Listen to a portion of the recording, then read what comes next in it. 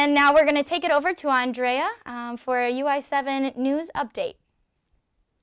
Good morning, Illini. I'm Andrea Flores, your UI7 news correspondent with your Champaign and campus news. Let's take a look at what's happened this week. So our top story today, a student was sexually assaulted in an Uber early Wednesday morning. According to a campus safety notice, the student got into the car at 2nd and Green Street. The driver later pulled over into a parking lot and sexually assaulted the student at Nevada and Goodwin Avenue around 1:30 a.m. The driver has yet to be identified, but police do know his information and are actively investigating the alleged assault. Anyone with more information is encouraged to call UIPD or the anonymous tip line. In other news, a College of Law professor has been accused of sexual harassment, but he remains a tenured faculty member. An investigation report into Professor Jay Kesson started in 2014. The report contains 3 anonymous sources along with 38 witnesses, including current and former student and faculty members. These accounts described the law professor made the working and teaching environment uncomfortable for a countless amount of female colleagues and students. Some of the alleged incidents described Kesson making advances on the students and colleagues. He also asked inappropriate personal questions, and the report alleges that Kesson touched several women inappropriately.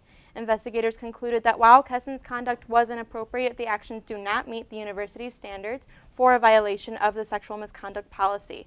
Last October, College of Law Dean Vikram Amar said in a letter that Kesson will go through sexual harassment training and be excluded from possible awards and salary raises. The letter also holds that the report will be attached to Kesson's professional record. University spokeswoman Robin Kaler said the university took swift steps to ensure that no such violations will recur and continues to be vigilantly focused on maintaining a comfortable learning and working environment for all students, staff, and faculty.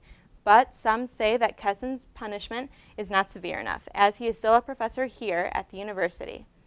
As for another controversial topic on campus, a new mascot for the university may be on the horizon.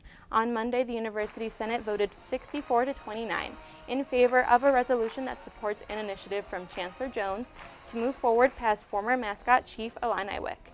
The resolution means that creating new traditions, including a mascot, will be discussed. There is no exact timeline for this decision or any word on what the new mascot may be, but a new task force is currently working on plans which can be seen in a few months. In local news, Illinois 13th Congressional District candidates took to the stage last night in a debate. Incumbent Rodney Davis and challenger Betsy Dirksen-Londrigan are vying for the United States House of Representatives seat and were at odds on several issues, including health care and the economy. These issues are at the top of these candidates' priorities list if voted in on Election Day. If given the opportunity, the first thing that I would do is what the people of the 13th District are asking me to do, and that is to stand up, protect their health care. We want to continue to have progress that we've made on growing our economy and putting unemployment at historic low levels.